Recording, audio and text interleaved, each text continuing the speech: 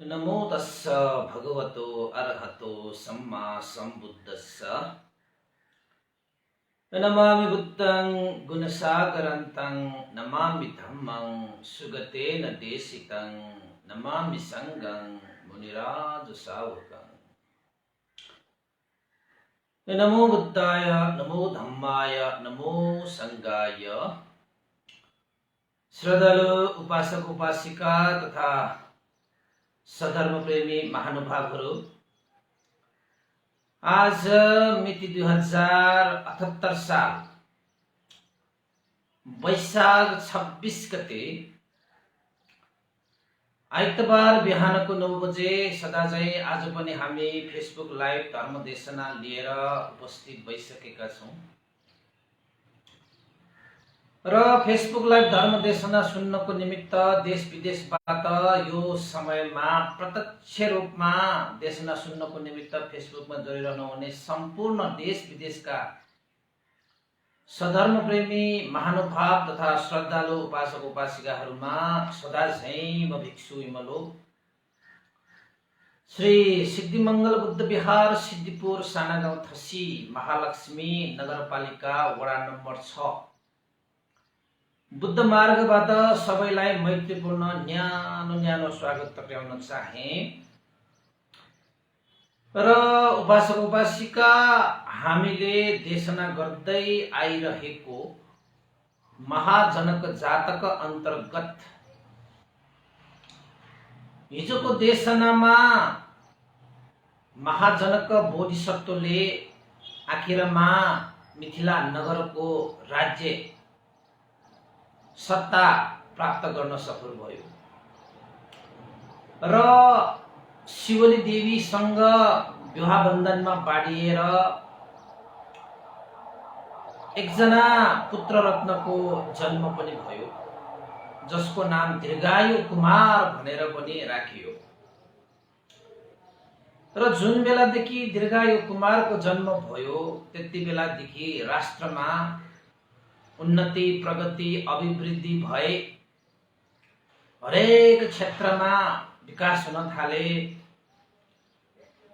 यो खान नपाउने, लगाउन नपाउने, शिक्षा स्वास्थ्य रोजगार आदि इत्यादि सुख शान्ति अमन चैन न्याय निसाब कुनैमा पनि त्यस्तो चाहिँ अभाव नहुने किसिमले राज्य समृद्धिशाली भएर गयो।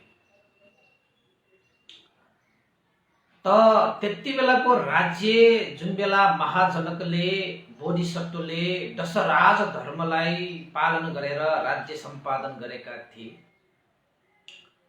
राज्यमा भएका प्रत्येक बुद्धहरूलाई मान सम्मान गरेर गौरव गरेर सत्कार गरेर धर्म कर्ममा लागेको थियो। देश र जनताको हित सुखको निमित्त चारै दिशामा चारवटा र नगरको एउटा बीचमा दानशाला राखेर नित्य रूपमा राजाले दान गर्न थाले र आफ्नो छोरा दीर्घायु कुमारलाई पनि धर्म र कर्मको संस्कार रूपी अंश पनि दिन थाले।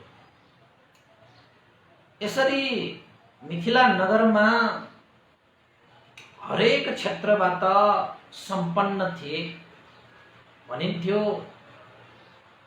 महाजनक राजाले दशराज धर्मलाई सम्पादन गरेर राज्य सञ्चालन गर्दाखेरि मानौ त्यस देशका जनताहरूले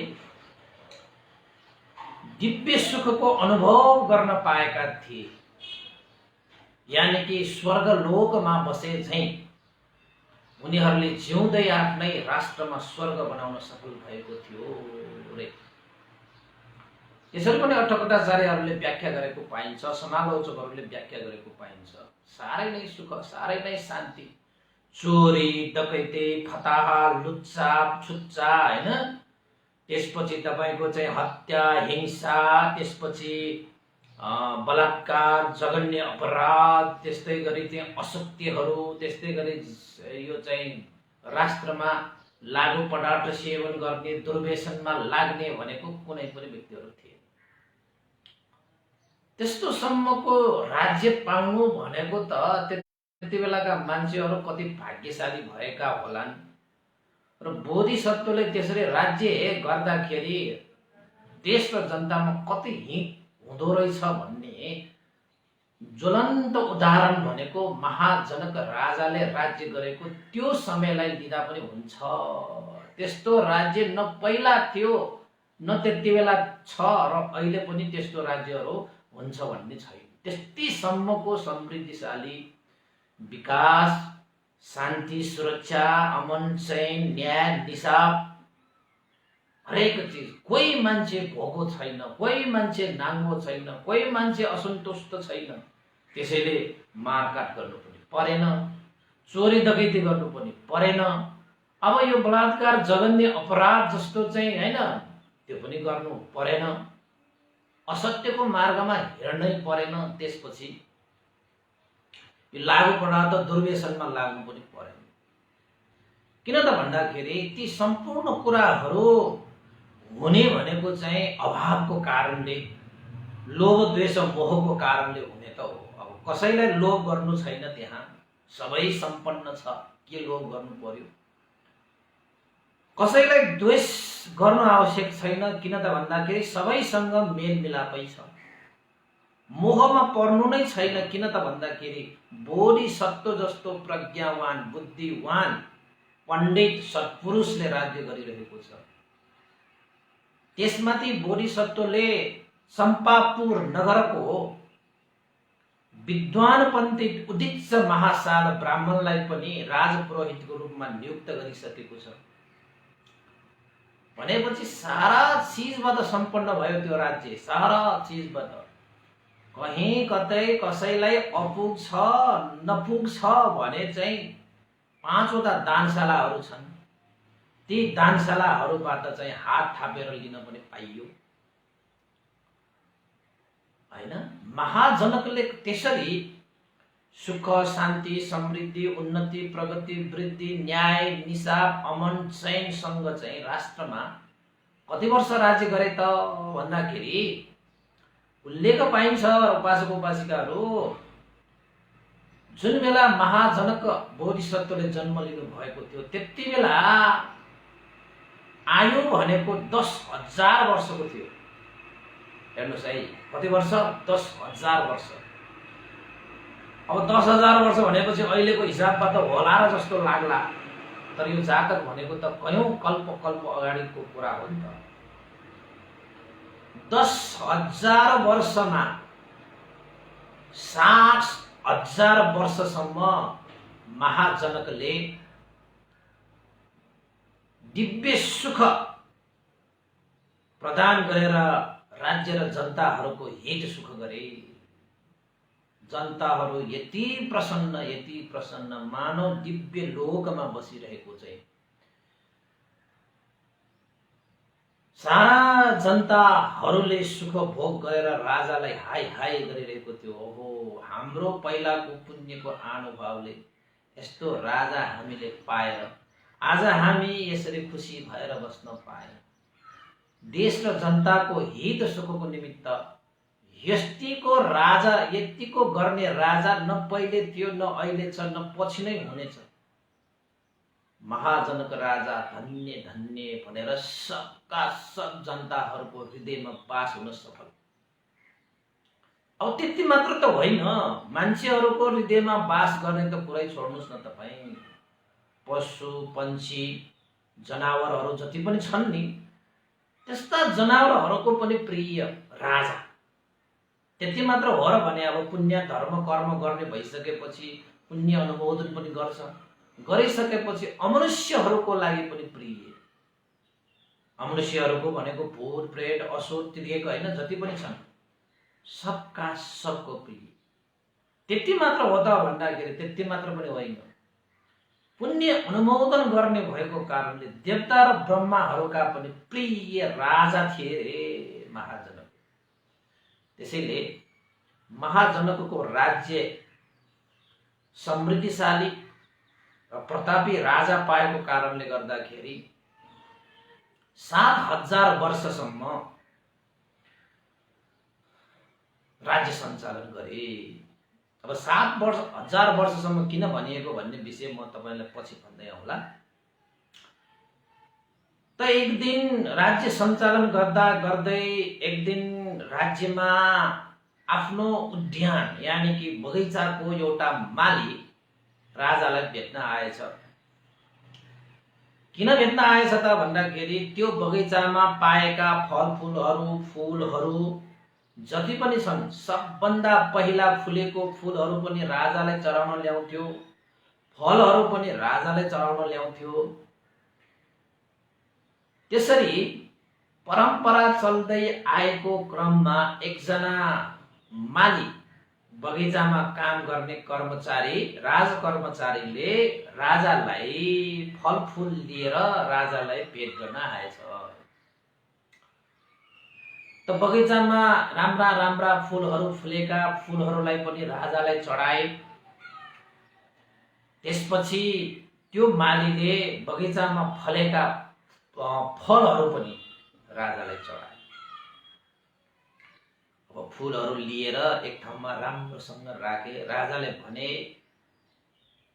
हे माली दाइ, तपाईले साह्रै मेहनत गर्नुभएको रहेछ, बगैँचाले कति सुन्दर बनाउनु भएको होला, यस्ता राम्रा राम्रा फुलहरू फुलाउनु भएको छ, आहा फल पनि फलाउनु भएको छ, कति मिठो छ, म पनि एकचोटि चाखेर हेरौँ न भनेर फल पनि खाएछ।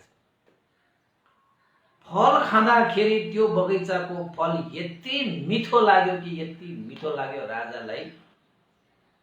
त्यो मालीको साह्रै व्याख्या गरे, साह्रै प्रशंसा गरे। यतिका मिठा फलहरू फल्ने, यतिका राम्रा फुलहरू फुल्ने त्यो बगैँचा कति सुन्दर होला, मालीले कति सजाएको होला तपाईले। हे माली दाइ, बगैँचामा म पनि अब एकचोटि चारिका गर्न चाहन्छु, बगैँचा एकचोटि म पनि हेर्न चाहन्छु, घुम्न चाहन्छु, कतिको सुन्दर रहेछ त्यो बगैँचा, चाँजो बाजो मिलाऊ है भनेर चाहिँ राजाले त्यो मालीलाई आज्ञा दिएछ। मालीले पनि अवश्य महाराज, अब आफ्नो चाहिँ मेहनत, आफूले गरेको परिश्रम राजाले दर्शन गर्ने भनेपछि, राजा सवारी भएर नै हेर्ने भनेपछि त्यो मालीलाई त एउटा गर्वको विषय भइहाल्यो। त्यसपछि त्यो मालीले राजालाई चाँजो बाँझो मिलाएर राजा सवारी हुँदाखेरि त अब चाँजो बाँझो मिलाउनु पर्यो हैन। जति त्यो बगैँचा सुन्दर थियो अझै सुन्दर बनाउनको निमित्त थुप्रै मालीहरू लगाएर त्यो माली दाइले चाहिँ राम्रो व्यवस्थाहरू मिलाए। त्यसपछि समय भइसकेपछि राजालाई खबर गरे, महाराज तपाईँ बगैँचामा सवारी भए पनि भयो भनेर चाहिँ त्यो मालीले खबर गरेपछि राजाले पनि सबैलाई आज्ञा गरे, मन्त्री अमात्य सेनाहरू कर्मचारीहरू जति पनि छन् एकपल्ट हाम्रो राज उद्यान हैन राजकीय बगैँचामा एकचोटि चाहिँ भ्रमण गरौँ, चारिका गरौँ।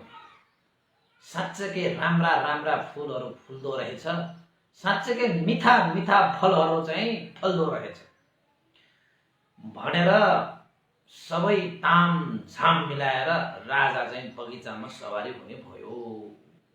यता बगैँचामा पनि सारा चीजहरू तयार। त्यसपछि भएछ के भन्दाखेरि राजा चाहिँ राजकीय बगैँचामा सवारी भएछ। सवारी हुने बित्तिकै त्यो बगैँचाको द्वारमा दुईटा रुखहरू थियो। के को रुख त भन्दाखेरि आँपको रुख। एउटा आँपको रुखमा चाहिँ फलहरू थिएन, तर अति सुन्दर रूपले त्यो आँपको वृक्ष चाहिँ हरियो झम्म परेर रमाइलो किसिमले एक ठाउँमा उभिएको थियो। अर्को पत्ती उभिएको छ एउटा आँपको रुख, जुन आँपको रुखमा आँपै आँप फलिएको छ। आँपै आँप फलिएको कारणले गर्दा के थपक्क त्यो रुख पनि मजाले सुन्दर देखिन्छ। त त्यो बगैँचाको एउटा नियम नीति के छ त भन्दाखेरि जुनसुकै फुल फुल्दाखेरि पनि राजाले पहिला परिभोग गर्छ र जुनसुकै वृक्षमा फल फल्दाखेरि पनि राजाले परिभोग गर्छ। त्यसपछि त्यो वृक्षको जति पनि त्यो आँपहरू फलेको छ राजाले परिभोग गरेको छैन, राजाले पनि चढाएको पनि छैन, त्यसैले त्यो रुखको आँपहरू त्यत्तिकै लतरम्म फलेर बसिरहेको छ। राजालाई त्यो बगैँचाको द्वारमा छेर्ने बित्तिकै ती दुईटा रुख देखेपछि यति मन आनन्दित भयो कि बाबा कति सुन्दर, मानौ कि द्वारपाल नै बसिरहेको जस्तो गरी दुईटा रुख मजाले ठहरिरहेको। यसो हेरे, ओहो यो आँपहरू त कत्रो ठुलो ठुलो आँपहरू रहेछ, कति मिठो होला भनेर मनमा आएको कारणले हात्तीको जिउमा बसेर, हात्तीको शिरमा बसेर, हात्तीको चाहिँ तपाईको गर्दनमा बसेर आएको त्यो राजा। राजा आएपछि त हात्ती, घोडा, सैनिक, सेना जताततै पाइन्छ नि। त्यहाँ चाहिँ उपराज, उपराज भनेको के हो? दीर्घायु कुमार, मन्त्री, अमात्य, सेना, राजकर्मचारीहरू, श्रेष्ठीहरू राजा सवारी भएपछि त मान्छेहरू त आउने भयो नि त। त्यो किसिमले आयो। त राजाले विचार गरे, अब यत्रो लतरम्म फलेको यो आँपलाई यसो चाखेर किन नहेरौँ भनेर हात्तीमै बसेर लतरम्म फलेको आँप एउटा टिपेर त्यो राजाले चाहिँ खाएछ। महाजनक राजाले चाहिँ खाँदाखेरि जुन बेला त्यो आँप महाजनक बोधिसत्वले खाए, मानव दिव्य रस नै आफ्नो शरीरमा छिरेको जस्तो, यति मिठो, यति स्वादिलो। आहा, राजालाई त्यो आँप मात्र खाने बित्तिकै हो नसा नसा नै तरङ्गित भयो। कति स्वादिलो बाबा, यति स्वादिलो आँप पनि फल्दो रहेछ यो बगैँचामा। आहा, यी चाहिँ मालीहरू साह्रै नै परिश्रमी, साह्रै नै मेहनती। जसले मेहनत गर्छ, परिश्रम गर्छ, उनीहरूले मिठो फल फलाउँछ अरे। यहाँ पनि एउटा ज्ञान लिनुहोस् है तपाईँ। जसले मेहनत गर्छ, जसले परिश्रम गर्छ, ती व्यक्तिहरूले मिठो फल फलाउँछ। त्यसरी नै यो मालीले बगैँचामा साह्रै मेहनत गर्छ, साह्रै परिश्रम गर्छ, त्यसैले त उसले यो आँपको बोटबाट मिठो दिव्य रस रूपी आँप फलाउन सफल भए। धन्य यो माली। बगैँचामा काम गर्ने, फुलमा काम गर्ने। त्यसपछि राजाले के विचार गरे त भन्दाखेरि, ठिकै छ, पहिला अब बगैँचाको द्वारमा त यति मिठो फल, यति सुन्दर फुल छन् भने बगैँचा भित्र कस्तो मात्र होला। पहिला चारिका गरेर आउँ, त्यसपछि फर्किने बेलामा फेरि त्यो दिव्य रस रूपी आँपलाई चाखेर जाउँला। अलिकति टिपेर राजदरबारमा पनि लगाउँला। राजदरबारमा लगेर शिवली देवीदेखि लिएर अरू स्त्रीहरूलाई पनि खुवाउँला, राजकर्मचारीहरूलाई पनि खुवाउँला। साह्रै मिठो पो रहेछ। मिठो चिज आफूले मात्र खाँदैन नि, आफूलाई, आफूसँग नजिक भएका इष्ट मित्रहरूलाई पनि खुवाउने इच्छा त सबैलाई हुन्छ। त्यसपछि त्यसरी चाहिँ विचार गरेर उद्यानमा राजा चाहिँ अगाडि बढे। जब राजा अगाडि बढे, उपराज, अमात्य, मन्त्री, कर्मचारी, सेना, जनता, जनपदहरू जति पनि त्यहाँ चाहिँ राजासँग चाहिँ आएका थिए नि, ती सबैले के विचार गरे त भन्दाखेरि यो आँपको बोटमा राजाले आँप त खाइसक्यो, त्यसैले अब राजाले खाइसकेको भएपछि हामीले पनि खाँदा भयो भनेर चाहिँ उपराजा, मन्त्री, सेना, अमात्यहरूले त आँप टिपेर खान थाले। यता हाँगा तान्ने उता हाँगा तान्ने, कसैले ढुङ्गाले हाने होइन, कसैले लत्थीले हाने। त्यसरी त्यो मिठो आँप भएको कारणले गर्दाखेरि त्यसपछि त मान्छेहरू पनि त्यहाँ आँप टिप्न आएर खान थाले।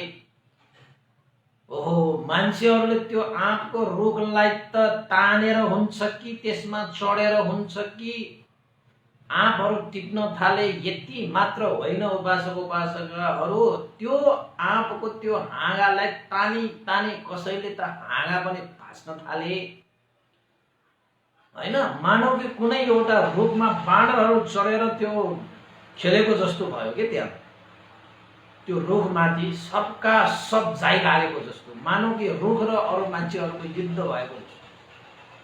किन त भन्दाखेरि त्यो आँपको रुखमा मिठो मिठो आँप छ, सबैलाई मिठो आँप खान मन लागिहाल्छ। यतिसम्म भयो कि मान्छेहरू चढेर पिटेर ढुङ्गाले हानेर आँपहरू टिपेर त्यसरी साराका सारा मान्छे चल्दाखेरि त आखिरमा त्यो लतरम्म सुन्दर रूपमा चाहिँ उभिएको ठडिएको आँपको बोटै के भएछ, ढलेछ। अब ढलेपछि के चाहियो र? सबका सब मिलेर एउटा पनि आँप बाँकी रहेन, सबै आँप टिपे। आँप मात्र हो र त्यो आँप टिप्न जाँदाखेरि त्यसमा भएका पातहरू पनि सबै छताछुल्ल भए। एकैछिन अगाडि त्यत्रो लतरम्म फलफुलहरू फलेको हरियो त्यो चाहिँ आँपको बोट त एकैछिनमा सबका सबको त्यो चाहिँ जाइ लागेको जस्तो भएर न आँप एउटा त्यो रुखमा बाँकी रह्यो, न कुनै पात एउटा बाँकी रह्यो, न कुनै हाँगा बिगा नै बाँकी रह्यो। भाँच्यो त्यहाँ त, उसले पनि लुछ्यो, उसले पनि लुछ्यो, भाँच्यो। राजालाई त्यो त अत्तो पत्तो थिएन। बिचरा राजा त पछि फर्किँदाखेरि आँपहरू खाउँला, अलिकति लिएर दरबार वनमा भिजाउँला, शिवली देवीलाई पनि खुवाउँला, अरू कर्मचारीलाई पनि खुवाउँला। यति मिठो आँप छ त सबैको मन नै प्रसन्न त हुन्छ नि भने मनमा लागेर बगैँचामा जति पनि घुम्ने ठाउँहरू छन्, कुना काप्चा जता जता छन्, हात्तीमा चढेर सेनाहरू तन तयार पारेर राजा चाहिँ घुमे। त्यसरी घुम्दा घुम्दै आखिरमा फर्किनु त पर्यो। सम्पूर्ण बगैँचाहरू उद्यानहरू फर्केर आउँदाखेरि बगैँचाको त्यो द्वारमा पहिला छिर्दाखेरि जुन चाहिँ रुखहरू देखेको थियो, अहिले एकैछिन चाहिँ बगैँचामा चाहिँ डुलेर आउँदाखेरि त्यहाँ त दृश्य त आकाश जमिन फरक भयो। किन आकाश जमिन फरक भयो त भन्दाखेरि भर्खरै मैले एउटा आँप टिपेर खाएको त्यो आँपको बोट कति सुन्दर थियो, लतरम्म फलहरू फलेको थियो, दिव्य रसमान त्यो आँपलाई म फेरि फर्किँदाखेरि खाउँला, दरबारमा लिएर जाउँला भनेको त हेर के भएको रहेछ। आँपको बोट त ढल्यो त, यसमा आँप मात्र के कुरा, यसको पातहरू पनि बाँकी रहे, नाङ्गो भयो त्यो रुख त। राजालाई त्यो दृश्य देखेपछि अचम्मित भयो। के भएको रहेछ बाबा, कसरी भएको रहेछ बाबा।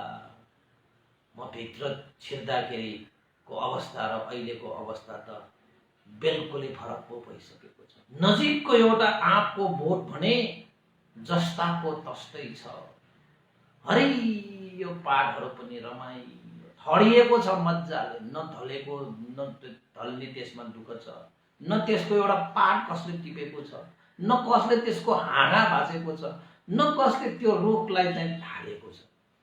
तर नजिकैको त्यो चाहिँ आँपले लतरम्म फलेको रुख त ढल्नु त के, त्यसको हाँगा बिगा पनि भाँचिसकेको छ, फलहरू मात्र के, त्यसका पातहरू पनि छैन।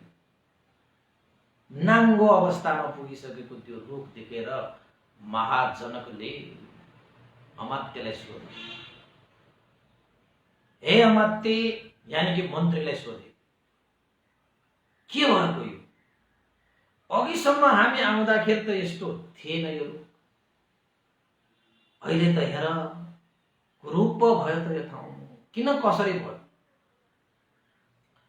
त्यसपछि अमात्यले के भने त भन्दाखेरि, महाराज तपाईँ जुन बेला यो उद्यानमा छिर्नु भयो, तपाईले त्यो रुखको एउटा आँप टिपेर खानुभयो।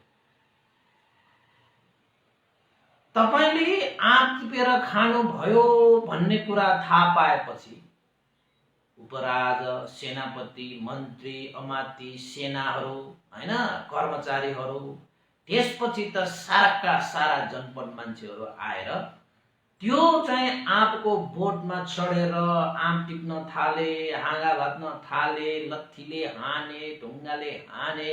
जसरी हुन्छ त्यो फल, त्यो चाहिँ रुखको फल, त्यो चाहिँ आँपको फल खानको निमित्त उनीहरूले जसरी आफूलाई सजिलो लाग्छ त्यसरी उनीहरूले प्रयास गरे। गर्दा गर्दै गर्दा गर्दै त्यो रुखले थाम्नै सकेन। आखिर हाँगा सहित उखिल्ने गरी त्यो रुख चाहिँ ढले मारा। त्यो रुख ढल्नाको कारण त्यो रुखमा आँप थियो, लतरम्म फलेको थियो र त्यो रुख ढल्नु पर्यो। तर हेर्नुस् महाराज, त्यसको नजिकै बसेको एउटा आँपकै रुख छ जुन रुखमा आँपहरू छैन, जुन रुखले फल दिएन, जुन रुखमा फल छैन, त्यो रुख भने अहिलेसम्म पनि मजाले ठहरिरहेको छ। न कसैले त्यसमा ढुङ्गा हाने, न कसैले त्यसलाई चाहिँ लत्थीले पिटे, न कसैले त्यो रुखमा चढे, न हाँगा भाँचे, न त्यो रुखलाई थाले।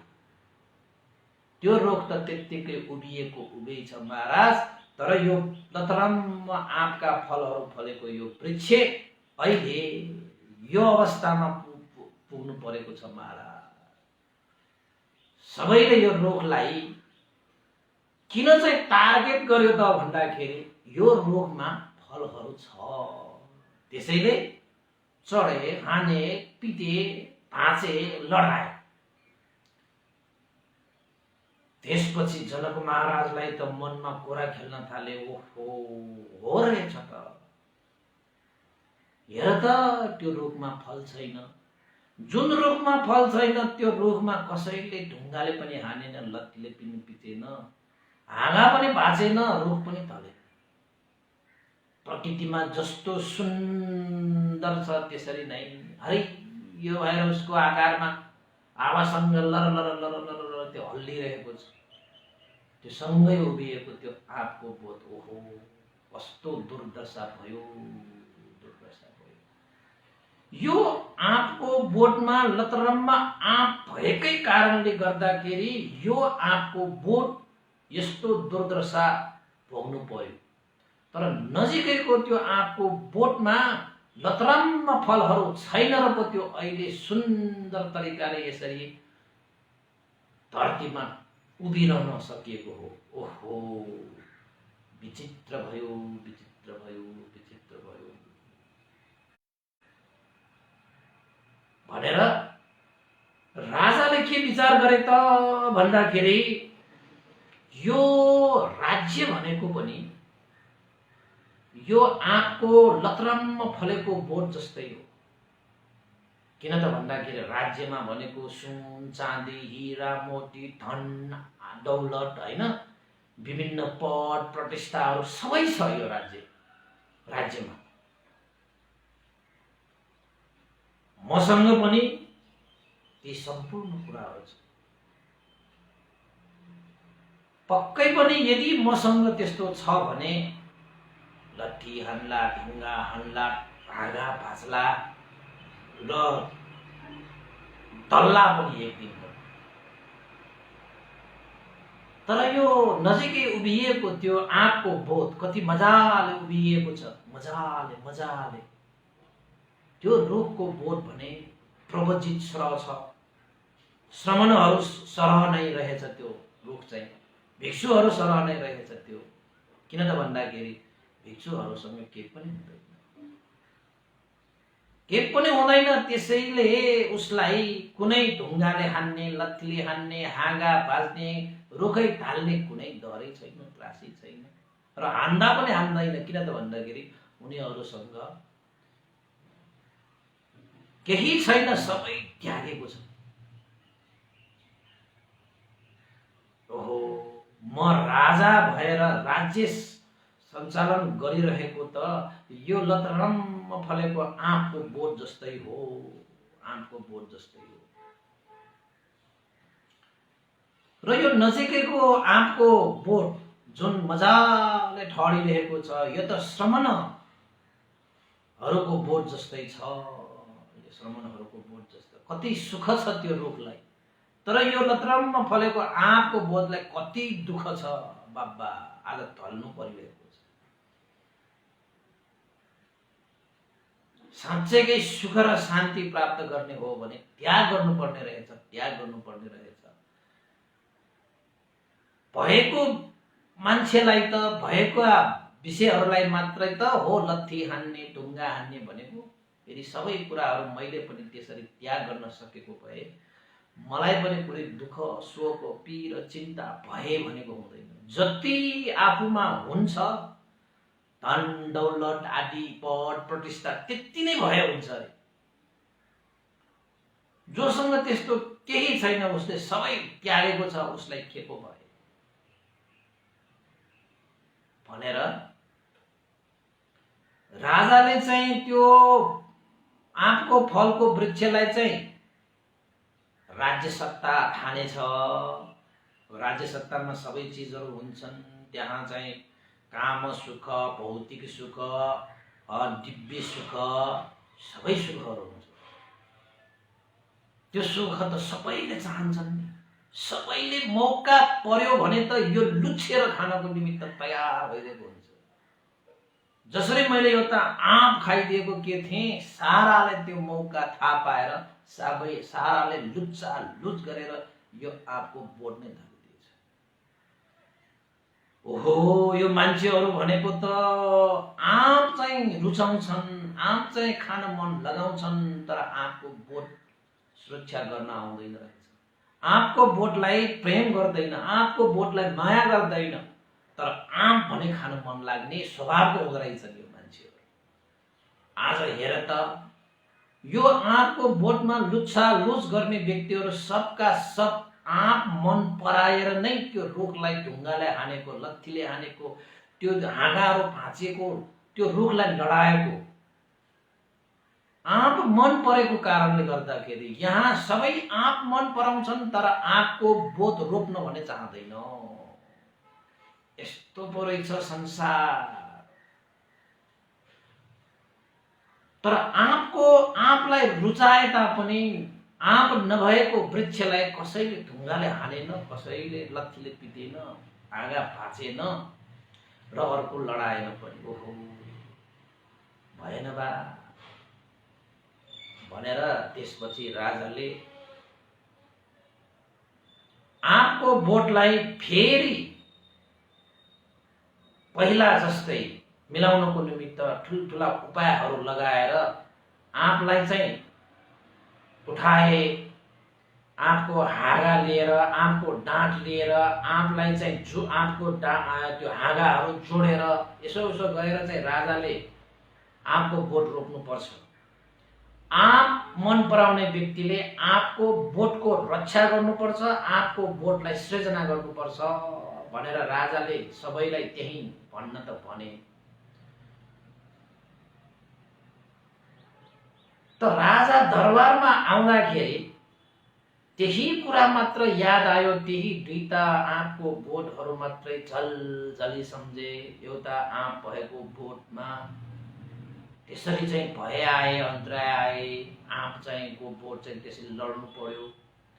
आँप नभएको त्यो चाहिँ त्यो वृक्ष चाहिँ त्यसरी मजाले हराभरा भएर उभिरहन पायो।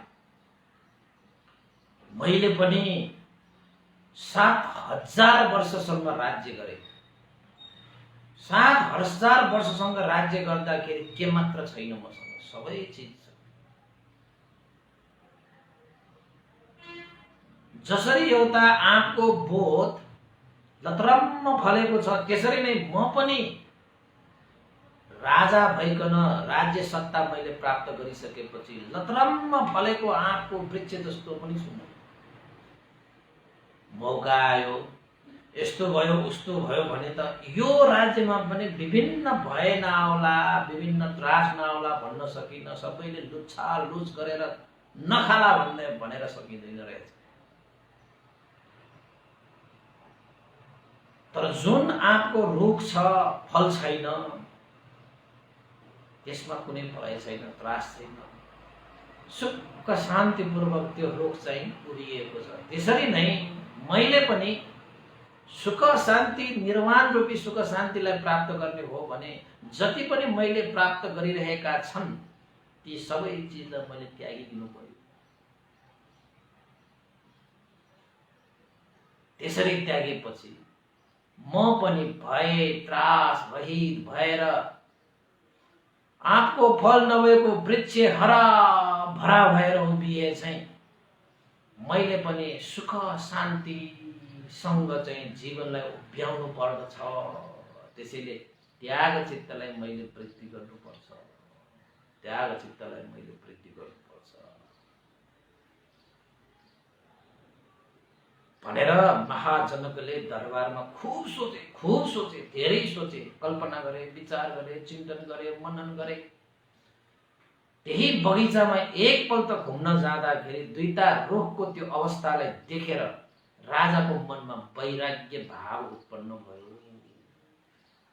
वैराग्य भाव उत्पन्न भयो। मेरो बाजे बराजुले सृजना गरेको यो राज्यमा साँच्चैकै ठुलठुला भयहरू रहेछ। मेरा पिता अरित्थ जनक राजालाई एकजना व्यक्तिले चुगली गरेर आफ्नै भाइ पोल जनकलाई बन्दी बनाएको थियो, कैदी बनाएको थियो। त्यही भाइ चाहिँले बन्दीबाट छुटकारा पाएर सीमान्त प्रदेशमा गएर उसले सैन्यहरू तयार पारेर आफ्नै दाजुसँग युद्ध गरे। कयौं मान्छेहरू मारे, हत्या भयो, हिंसा भयो, रगतहरू बगे। यति मात्र होइन, एउटै आमाको कोखबाट जन्मिएका भाइ बीच पनि यसरी घमासान युद्ध भएर अन्ततः पोल जनकले मेरो पिता हरित जनकलाई पराजित गरेर, परास्त गरेर हत्या पनि गरिदिए। मेरा आमा अरित्त महारानी आमाले मलाई नबचाएको भए आज मेरो पनि ज्यान हुने थिएन। यो राज्य, यो चाहिँ राज्य सत्ता भनेको जहिले पनि भयले रहित भएको हुँदैन, त्रासले रहित भएको हुँदैन रहेछ।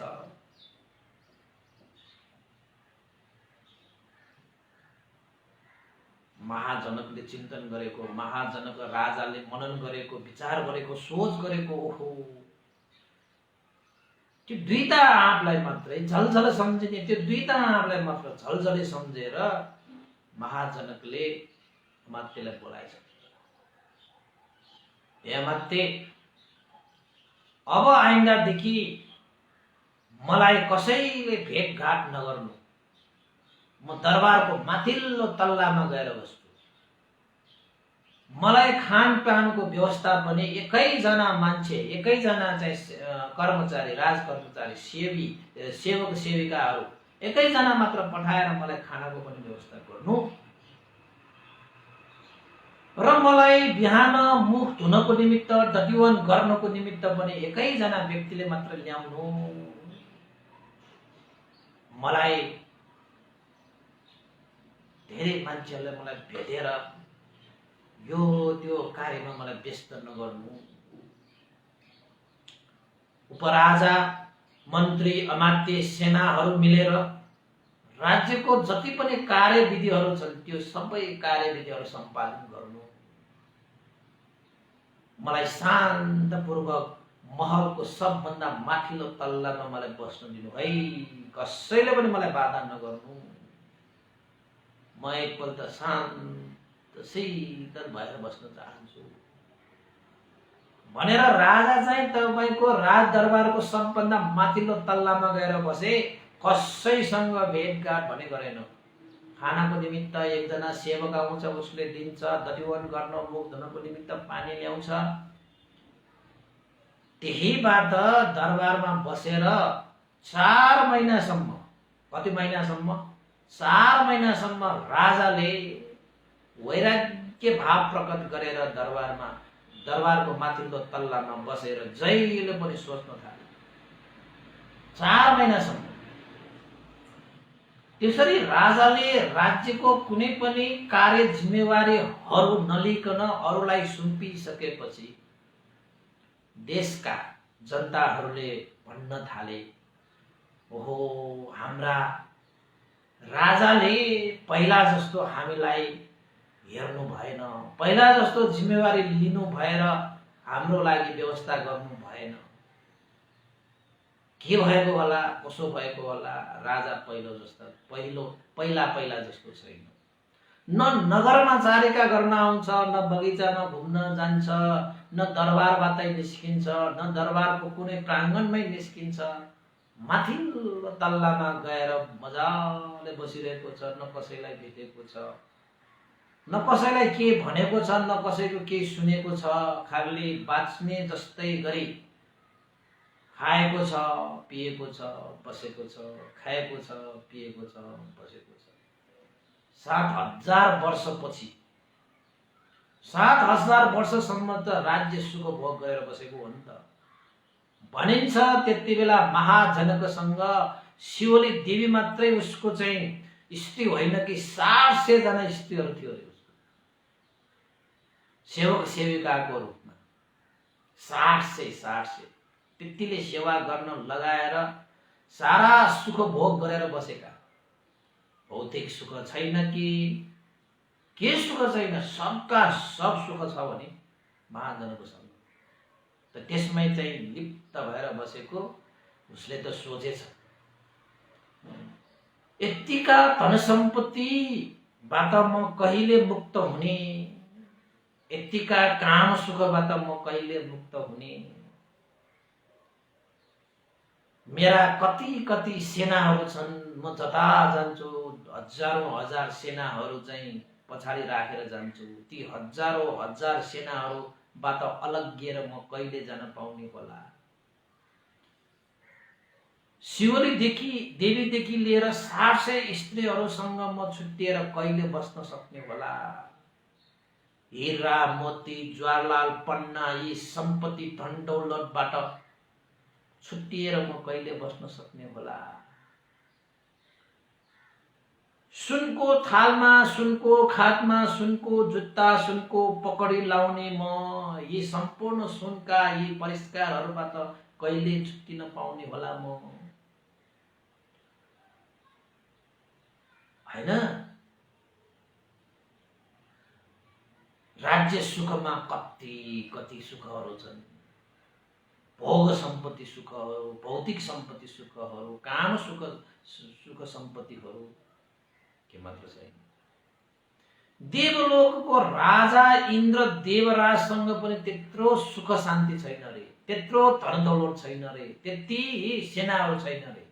शक्तिमा पनि, बलमा पनि, तपाईको सम्पत्तिमा पनि हरेक चीजबाट चाहिँ परिपूर्ण भएको महाजनकले सोचे, जति मसँग चाहिँ सम्पत्तिहरू पाउँछु त्यति नै मलाई भएछ, त्यति नै त्रास आउँछ, त्यति नै पीडा आउँछ, त्यति नै दुःख आउँछ।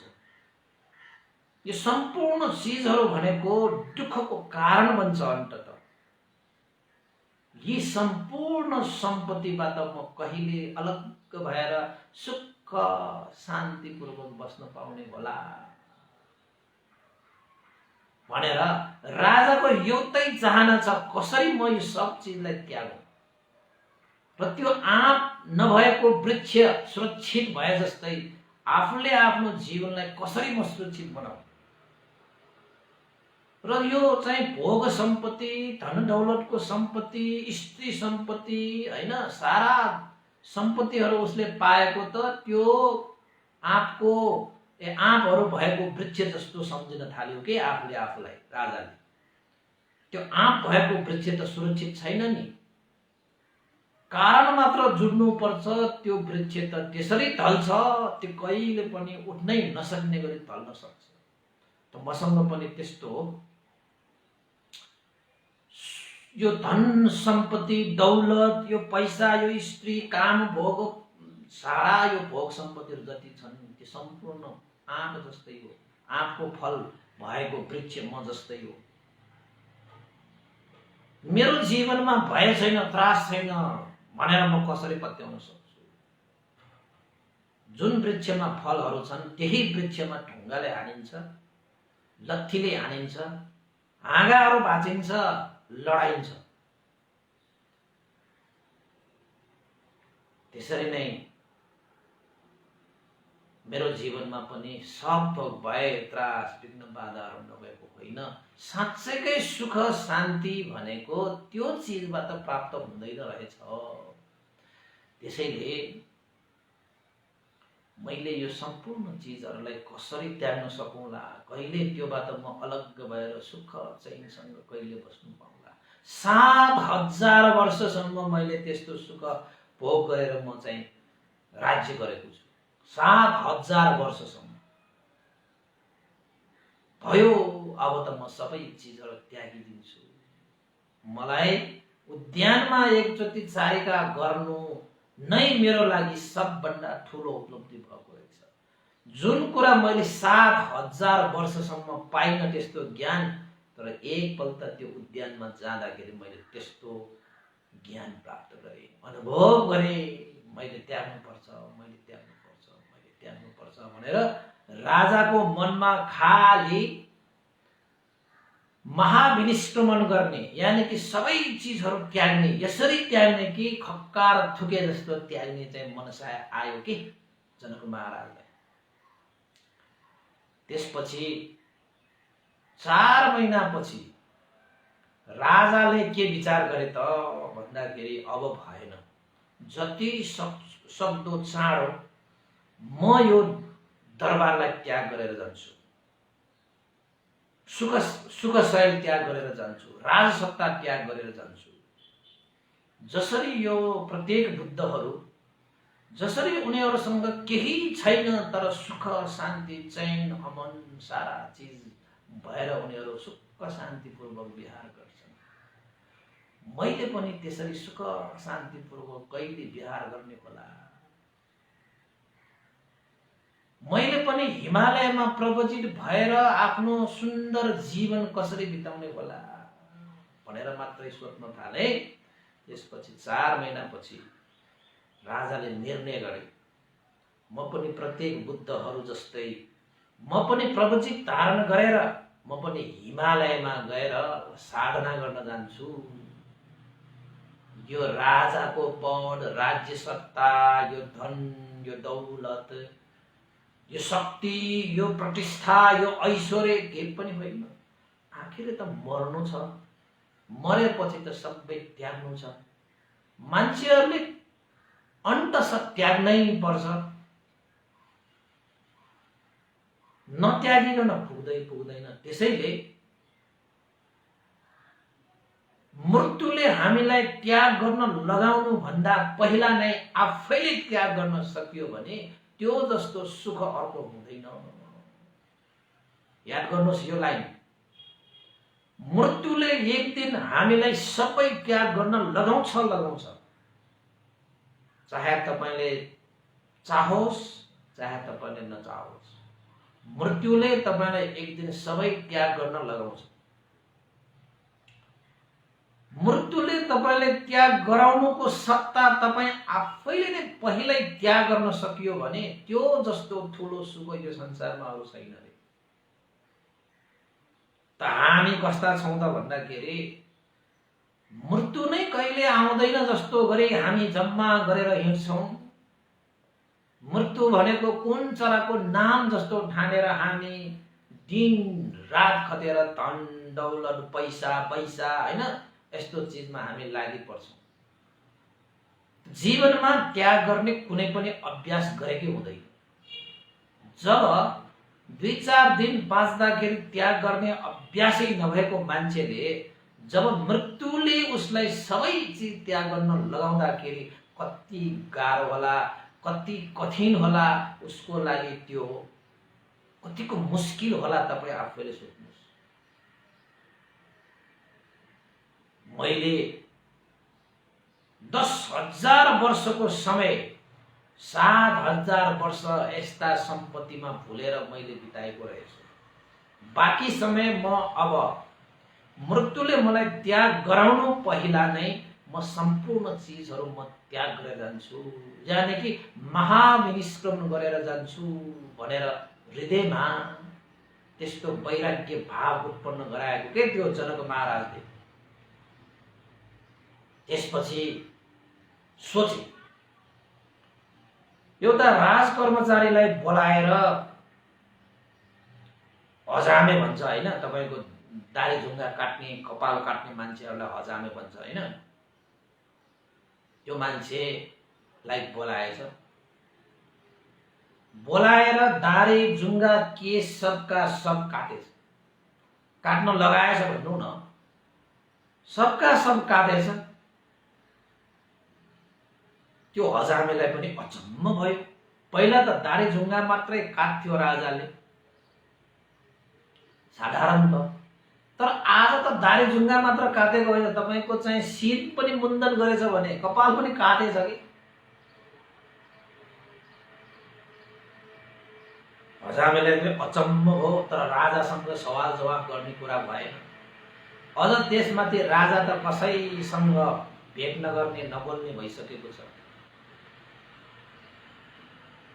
त्यसपछि फेरि एउटा कर्मचारीलाई बोलाएर के भनेछ त भन्दाखेरि, हे कर्मचारी, हे सेवक, बजारमा गएर जसरी यो प्रत्येक बुद्धहरूले धारण गर्ने वस्त्र छ त्यही रङ्गको त्यस्तै कपडा किनेर ल्याऊ, र प्रत्येक बुद्धहरूले जुन आफ्नो हातमा समाउने जुन माटोको पात्र छ त्यस्तै एउटा पात्र पनि किनेर ल्याऊ भनेर एकजना कर्मचारीलाई जिम्मा दिएर राजा, कहिले मैले प्रत्येक बुद्धहरूले जस्तै वस्त्र धारण गरेर हातमा पात्र बोकेर मनमा धर्म चेतना लिएर सुख शान्तिसँग बाँच्न पाउने होला भनेर कुरेर बसेको थियो। नभन्दै त्यो कर्मचारीले बजारमा गएर त्यस्तो एउटा वस्त्र पनि किनेर ल्याएछ, पात्रमा त्यसपछि त्यो माटोको एउटा पात्र पनि लिएर आएछ। 4 महिनाको त्यो दिन थियो। महाजनक राजाले आफ्नो हीरा मोती ज्वालाल पन्नाले सजी सजाउ गरेको त्यो राजवस्त्रलाई त्यागेर आफै स्वयंले नै प्रत्येक बुद्धहरूले जस्तो धारण गर्ने कासाय वस्त्रलाई चाहिँ आफ्नो शरीरमा धारण गरेर हातमा पात्र लिएर बसे। त्यो दिन राजा ओहोर दोहोर गरे, मनमा चिन्तन मनन गरेर मैले यो राज्य सबै त्यागेर जानुपर्छ, म सबैसँग अलग्गिएर जानुपर्छ। हामी जति धन कमाउँछौँ त्यति भय आउँछ, त्रास आउँछ, जति मान्छेहरूसँग आसक्त हुन्छ त्यति नै दुःख हुन्छ हैन। किन त भन्दाखेरि यो धन सम्पत्ति यो दौलत भनेको चिज त आखिरमा मरेपछि लाने केही पनि छैन, हात खाली नै जाने हो। जति आफूले आफूसँग चाहिँ हामीले जगेर्ना गर्छ, जम्मा गर्छ त्यति नै भय आउने हो, त्रास आउने हो।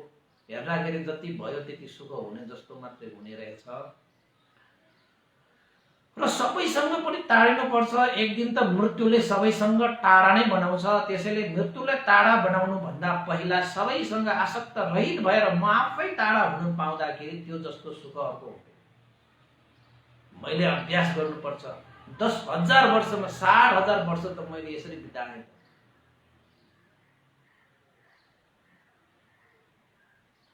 त्यसपछि महाजनकले कासाय वस्त्र धारण गरेर संक्रमण गरे। ओहोर दोहोर गर्नुभएको भनेको संक्रमण गर्नुभएको कि संक्रमण गरेर तपाईको भनिएको छ अतकटाचार्यले संक्रमण गरेर कसैले त रातभर चाहिँ बिताए त्यसरी नै कहिले बसे सोचे वैराग्य भाव उत्पन्न गराए त भोलि बिहानको सूर्योदय हुने बित्तिकै महाजनकले विचार गरे अब म यो राज्य यो दरबारमा मात्रै बसेर भएन जसरी प्रत्येक बुद्धहरूले हिमालय प्रदेशतिर गएर चाहिँ साधना गरेर ज्ञान प्राप्त गरे त्यसरी नै मैले पनि यो दरबारलाई त्यागेर हिमालयतिर मैले पनि ज्ञानको खोजीमा निस्किनु पर्छ भनेर 4 महिनाको पहिलो सूर्योदय सँगै जनक महाराज त माथिल्लो राज दरबारको माथिल्लो तल्लाबाट तल झर्न थाले। भएछ के त भन्दाखेरि त्यही दिन चाहिँ शिवली देवी सहित उसका चाहिँ अरु सेविकाहरू जति पनि छन् शिवली देवीले सोचे जनक महाराज 4 महिना भइसक्यो दरबारको माथिल्लो तल्लामा गएर बसेको राजकाजको कुनै कार्यहरू पनि हेर्नुहुन्न सबै जिम्मा दिएर बसेको छ न कसैलाई भेट्छ न कसैलाई भेट्न दिन्छ आफू एक्लै बसेको 4 महिना भइसक्यो कस्तो विचार गरेर बसेको होला कस्तो सोच राखेर बसेको होला कसरी एक्लै बस्न सकेको होला होस् म गएर एकचोटि हेर्नु पर्यो ल साथीहरू आउनुस् तपाईहरु पनि राजा के गरेर बसेको रहेछ भन्ने कुरा त अब 4 महिना पुगेपछि हामी त्यतिकै नबसौं राजालाई के भएको छ कसो भएको छ भनेर बुझ्नको निमित्त हामी राजा बसेको माथिल्लो तल्लाको महलको माथिल्लो तल्ला घरमा गएर हेर्न जाऊँ भनेर आखिरमा शिवली देवी र उसका चाहिँ सेवक सेविकाहरू स्त्रीहरू छन् नि तिनीहरू सबै लाम लागेर चाहिँ राजालाई भेट्नको निमित्त महलको सबभन्दा माथिल्लो तल्लामा गएर हेर्न गएछ। त्यति बेलामा कस्तो संजोगको कुरा कस्तो भयो त भन्दाखेरि यतापट्टिबाट शिवली देवीहरू चाहिँ महलको माथितिर चाहिँ चढिरहेको त्यता माथिबाट चाहिँ त्यही महाजनक राजा नै प्रत्येक बुद्ध जस्तै बनेर गेरुवा वस्त्र धारण गरेर प्रवचित वस्त्र धारण गरेर हातमा पात्र लिएर संयम भएर माटीबाट ओर्लिँदै गइरहेको बीचमा ठ्याक्कै भेटेछ टक्क बीचमा भेट्यो।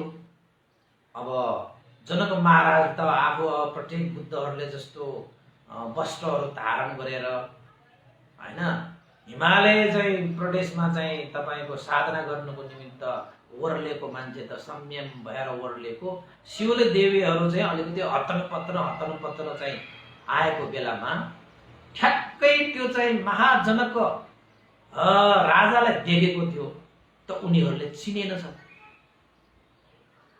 उनीहरूले के सोचे त भन्दाखेरि पक्कै पनि जनक महाराजसँग कोही प्रत्येक बुद्ध आउनु भएर केही पुण्यका कार्यहरू गरेको हुनुपर्छ केही धर्मका कार्यहरू गरेको हुनुपर्छ केही कर्मका कार्यहरू गर्न आउनु भएको हुनुपर्छ केही उपदेशहरू सुनाउन आउनु भएको हुनुपर्छ। किन त भन्दाखेरि जनक महाराज पनि त प्रत्येक बुद्धहरूलाई चाहिँ मान मर्यादा गर्ने दान सान प्रदान गर्ने राजा हो नि त शिवली देवीले यसो हेर्ने बित्तिकै नचिनेपछि प्रत्येक बुद्धहरू आउनु भएको रहेछ दरबारमा आज राजालाई भेट्नको निमित्त भनेर आफ्ना स्त्रीहरूलाई बाटो नछेक बाटोमा अलमल नगर किनारा लगाएर बाटो देऊ भनेर भन्न थाले। सबै स्त्रीहरू चाहिँ किनारामा बसेर प्रत्येक बुद्ध भन्डानेर उसलाई चाहिँ बाटो दिएछ। जनक महाराज प्रत्येक बुद्ध जस्तो भएर आउँदाखेरि उसले पनि संयम भएर आएको कारणले सबै चिज त्यागिसकेको नि अब राजा पनि होइन हैन दरबार पनि आफ्नो होइन अब त शिवली देवी पनि आफ्नो अर्धाङ्गिनी श्रीमती पनि होइन स्त्रीहरू पनि जति पनि छन् तिनीहरू पनि कोही पनि होइन भन्ठानेर उता गए। बिस्तारै तल ओर्लेर महाजनक राजा चाहिँ दरबारको प्राङ्गणमा पुगिसक्यो। यता शिवली देवी भने माथि चढेर राजा बसिरहेको त्यो महलको सबभन्दा माथिल्लो तल्लामा हेर्न जान्छ त त्यहाँ त राजा छैन त। राजाले लगाएका त्यो हीरा मोती ज्वालाल पन्नाको वस्त्रहरू सबै त्यही त्यागेको छ, पकडी त्यही त्यागेको छ, जुत्ता त्यही त्यागेको छ, राजाले प्रयोग गर्ने सरसामानहरू पनि सबै त्यहाँ लथालिङ्ग त्यही त्यागेको छ। त्यो स्थानमा कोही आउँदा पनि आउँदैन, राजाले आदेश दिएकै छैन कोही आउनु भनेर। मनै हो सबै स्त्रीहरू लिएर आएको। 4 महिनासम्म एक्लै बसेर राजाले के मात्र सोच्यो, कहाँ गयो यो राजा भनेर यसो विचार गर्दै गर्दै गर्दै गर्दै हेर्दाखेरि त शिवली देवीको दिमागमा ट्वाङ्क के विचार आयो त भन्दाखेरि जुन व्यक्तिलाई हामीले प्रत्येक बुद्ध भनेर बाटो छोडिदिएका थियौँ त्यही व्यक्ति नै राजा हुनुपर्छ, पक्कै राजा हुनुपर्छ। राजाले वैराग्य भाव प्रकट गरेर प्रवचित भएको हुनुपर्छ। लौ ननी अब के गर्ने, लौ ननी अब के गर्ने। ए साथीहरू, भएन भएन, हामीले प्रत्येक बुद्ध भनेर छोडेको त्यही व्यक्ति हाम्रो जनक महाराज हो, जाउँ जाउँ उसलाई रोकौँ, नत्र भने अनर्थ हुन्छ, नत्र भने अनर्थ हुन्छ, कहीँ टाढा पुगेको छैन होला, जाउँ कि जाउँ भनेर शिवली देवी त्यहाँबाट डगुडेर के आफ्ना स्त्रीहरू पनि सबै लिएर चाहिँ डगुडेर आउँदाखेरि त राजा त प्राङ्गणमा पुगिसकेको रहेछ। यसो हेरेको त लास्टमा चाहिँ अगाडि आएर यसो हेर्छ त आफ्नै श्रीमान, आफ्नै राजा जनक महाराज पो रहेछ। अघि त अब वस्त्र पनि परिवर्तन भयो, मुहारहरू पनि त्यति साह्रो चाहिँ हेर्न पनि भ्याइएन हैन। त्यसपछि त शिवली देवीले खुट्टा समातेर रोए, कराए, महाराज तपाईले यो के गर्नुभएको, महाराज तपाईले के गर्नुभएको, हामीलाई अनाथ बनाएर तपाईले कसरी हामीलाई चाहिँ छोडेर जान सक्नु भएको, यो अनर्थ तपाईले नगर्नुहोस् महाराज, हामी जिउँदै छौँ, हामीलाई मरै टुल्ले पारेर तपाईले यसरी छोडेर नजानु, हामीबाट के कस्तो त्यस्तो भुल भएको छ र हामीले के गल्ती गर्यौं र हामीले कस्तो अपराध गर्यौं र महाराज, हामीलाई यसरी अनाथ बनाएर नजानु भनेर शिवली देवीले त्यहाँ चाहिँ राजाको खुट्टा समातेर धुरु धुरु रोएर त्यहाँ चाहिँ रोक्न थाले। अरू स्त्रीहरू पनि रुन थाले, महाराज त्यस्तो अनर्थ नगर्नुहोस्, हामीबाट के भुल भयो, हामीबाट के अपराध भयो, हामीलाई भन्नु, तर हामीलाई यस्तो सजाय नदिनुहोस् महाराज भनेर त्यहाँ शिवली देवीले के गरेर सारा स्त्रीहरू त्यहाँ रुन थाले, कराउन थाले। त महाराजले ती शिवली देवीहरूलाई भने, हे शिवली देवी, तिमीहरूको कुनै गल्ती छैन, कुनै दोष छैन, तिमीहरूले के पनि अपराध पनि गरेको छैन, तिमीहरूको दोष गल्ती र अपराधलाई देखेर मैले तिमीहरूलाई यस्तो सजाय दिएको पनि होइन। मेरो मनमा वैराग्य भाव उत्पन्न भयो, 7000 वर्षसम्म मैले यस्तो सुख भोग गरेर बसेँ। म उद्यानमा गएँ, दुईटा आँपको बोटहरू देखेँ, आँप फलेको त्यो वृक्ष ढलेको रहेछ, फर्किँदाखेरि त आँप नभएको वृक्ष त धसिरहेको रहेछ। म पनि त्यस्तो आँपै भएको वृक्ष जस्तो म पनि एक दिन ढल्नु छ। त्यसैले मेरो मनमा वैराग्य भाव उत्पन्न भयो, मलाई नरोक। 4 महिनासम्म मैले चाहिँ सोच विचार चिन्तन मनन गरेर मैले यस्तो निर्णय गरेँ, तिमी मेरो साँच्चैकै हित सुख चाहन्छौ भने मलाई बरु सहयोग गर, मेरो मार्गमा बाधा नदेऊ। हे शिवली देवी, हे महारानी, तपाईं चाहनुहुन्छ भने तपाईं आफ्नो कर्तव्य जिम्मेवारी निभाएर बस्न सक्नुहुन्छ, तर मलाई हिमालय प्रदेशतिर गएर साधना गर्ने इच्छा छ, त्यो इच्छा मलाई गर्न दिनुहोस्, मलाई नरोक्नुहोस् भनेर आखिरमा जनक महाराजले सबैलाई नरोक्नुको निमित्त ठुलै अनुनय विनय गरे, तर पनि शिवले देवीहरू चाहिँ मान्ने कुरा त भएन। उनीहरूले धेरै रोके, धेरै प्रयास गरे, तर त्यहाँ चाहिँ मानिरहेको छैन। त्यसपछि मन्त्री आए, अमात्य आए, उपराजा आए, सेनापति आए, कर्मचारीहरू आए, जनपदका मान्छेहरू आए, सबका सबले रोक्न आए। जनताहरू त रोए, कराए, महाराज तपाईँ जस्तो राजा हामीले कहाँ पाउनु, तपाईको राज्यमा कति सुख छ, कति शान्ति छ, हामीले सुख शान्तिसँग हामी यो राज्यमा बस्न पाइरहेका छौँ। तपाईँ जस्तो राजाले हामीले हिमालय प्रदेशमा प्रवचित भएर कसरी पठाउन सक्छौँ? महाराज यस्तो अनर्थ नगर्नुहोस्, हामी जनताहरूमाथि अनुकम्पा राख्नु, हामी जनताहरूमाथि अनुकम्पा राख्नु, हामीले अनाथ बनाएर नपठाउनुहोस्, हामीमा त केही भूल गल्ती अपराध भएको भए भन्नुहोस् महाराज, हामी सबले त्यो गल्ती अपराध र भूललाई हामी स्वीकार्न तयार छौँ महाराज, हामीलाई यस्तो चाहिँ सजाय नदिनुहोस् भनेर जनपदहरू रोउँदै कराउँदै। हेर्नुहोस् त, त्यसरी रोयो करायो भने तपाईँको मन त त्यो मैम जस्तो पग्लेर ल भयो त, त्यत्रो रोइसकेपछि म कसरी जान्छु भनेर फर्किन्छ होला तपाईँ हामी भएर। आफ्नै अर्धाङ्गिनीले खुट्टा समातेर आँसुले ढोएर चाहिँ त्यसरी चाहिँ रोक्न आउँदाखेरि त को मान्छे नपग्लेर आएर, तर महाजनको बोली सत्तु भने पग्लिएन। ऊ त जाने भनेपछि निर्णय गरिसकेपछि जानको निम्ति त तयार नै भयो। कसैले रोक्न पनि सकेन, न महारानीले रोक्न सकेन, न उपराजाले रोक्न सकेन, न मन्त्री, न मात्य, न तपाईँको सेनापति, न तपाईँ कर्मचारी, न जनपदहरूले, कसैले पनि रोक्न सकेन उपासक उपासिकाहरू है।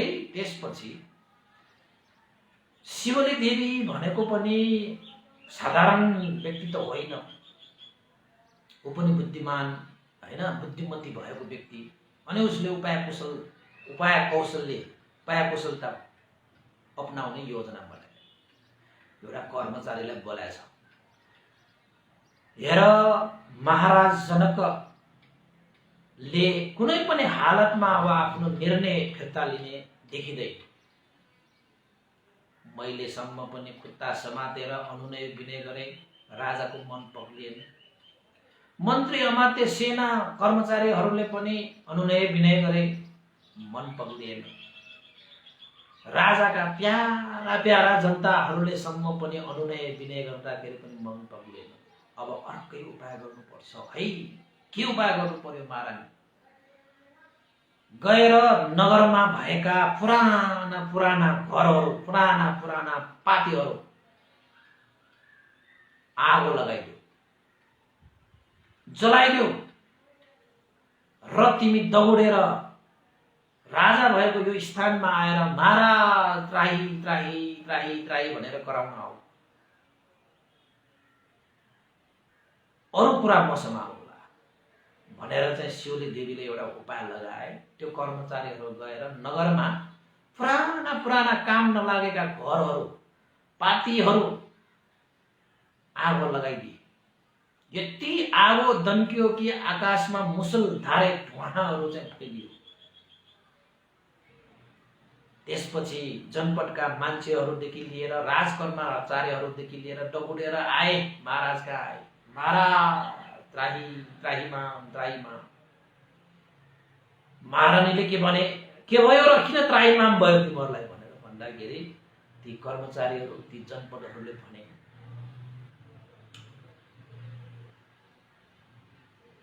महाराज हाम्रो नगरमा आगो लाग्यो, दन्ती घरहरू जलिरहेको छ, दन्ती पातीहरू जलिरहेको छ, आकाशमा धुवाँहरूको मुसलधारे चाहिँ आकाशमा उडिरहेको छ। नगरवासीहरू त्राही त्राही भइरहेका छन्, सारा धन सम्पत्ति नाश भइरहेको छ। त्राहीमाम त्राहीमाम महाराज, हामी जनतालाई रक्षा गर्ने, हाम्रो जनताको धन सम्पत्तिलाई रक्षा गर्ने तपाईँ नै हुनुहुन्छ महाराज। हाम्रो जनता र जनताको धन सम्पत्तिलाई रक्षा गरिदिनु हे महाराज, जनतालाई रक्षा गरिदिनु, जनताको धन रक्षा गरिदिनु। आज नगर आगोमा लपिटिरहेको छ, आगोमा जलिरहेको छ महाराज, हामी जनता र जनताको धनको रक्षा गर्नु सुरक्षा गर्नुहोस् भनेर जनताहरू त हात उठाएर त्राहिमाम त्राहिमाम भनेर पो आउँदो रहेछ। त्यसपछि शिवली देवीले राजालाई बिन्ती गरे, महाराज तपाईँ त देश र जनताहरूको लागि कति त्याग तपस्या गर्ने व्यक्ति, तर आज जनताहरूको लागि त्यस्तो एउटा चाहिँ भीषण परिस्थिति सृजना भएको छ। आगोले सारा जनताहरूलाई मारिरहेको होला। त्यो आगो निभाउन सकिएन भने त जनताहरू पनि मर्न सक्छ। त्यो आगो निभाउन सकिएन भने त जनताहरूको धन सम्पत्ति पनि क्षय हुन सक्छ। त्यसैले महाराज तपाईँ प्रवचित भएर नजानुहोस्, जनताहरूको रक्षा गर्नुहोस्, जनताहरूको धन सम्पत्तिको रक्षा गर्नुहोस्। आज जनताहरू सबै त्राहिमाम त्राहिमाम भनेर तपाईँलाई पुकारिरहेको छ। महाराज देश र जनताको लागि तपाईँले आफ्नो योगदान गर्नुहोस् महाराज भनेर शिवली देवीले त्यो उपाय मात्र गरेको, ताकि जनक महाराज चाहिँ प्रवचित भएर नजाउने। जनक महाराज चाहिँ अब जनताको हित सुखको निमित्त त्यो जुन प्रवचित वस्त्र लगाइसकेको छ त्यो वस्त्रहरू फुकालेर राजाको रूपमा राजाको भेषमा आएर फेरि जनता र जनताको सम्पत्ति सुरक्षाको निमित्त कार्य गरौँ भन्ने उद्देश्यले त्यो शिवली देवीले त्यो उपाय मात्र गरेको। तर राजाले त के भन्छ त भन्दाखेरि, हे शिवली देवी, मैले त सबै राजकाज र सबै त्यागिसकेको छु।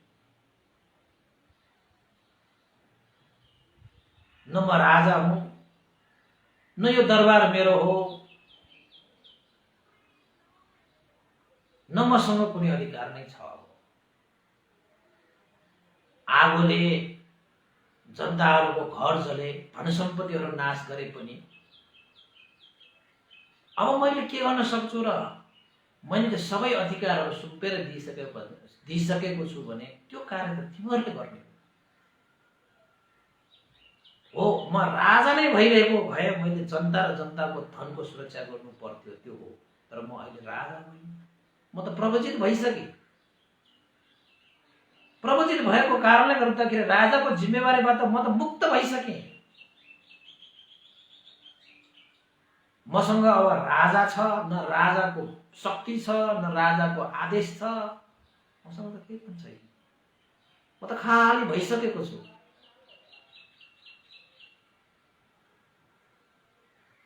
त्यसैले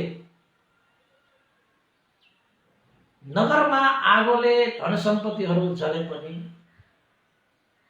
अब मलाई कुनै डर कुनै त्रास लिनु पर्ने छैन। मसँग के छ र जल्ने? केही पनि छैन मसँग, जलेर जाने मसँग अब केही पनि छैन। आगोले पनि मेरो कुनै अब क्षति गर्न सक्दैन। म त त्यागी भइसकेँ नि। मसँग के छ र अब मसँग आगोले जलाउनु? त्यसैले हे शिवली देवी,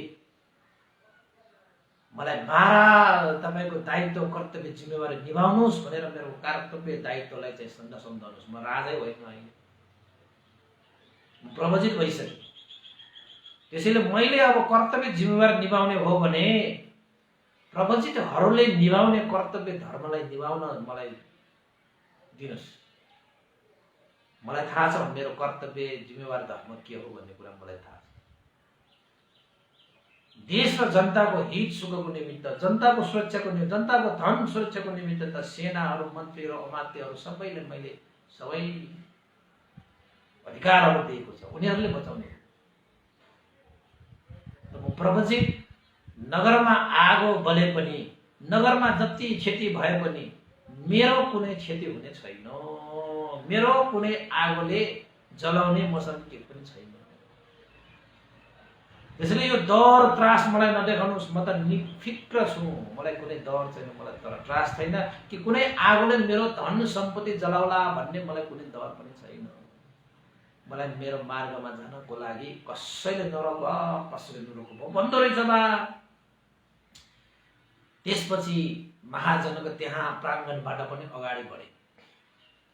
यतापट्टि त्राहिमाम त्राहिमाम भनिरहेका जनताहरू पनि अचम्मित भए।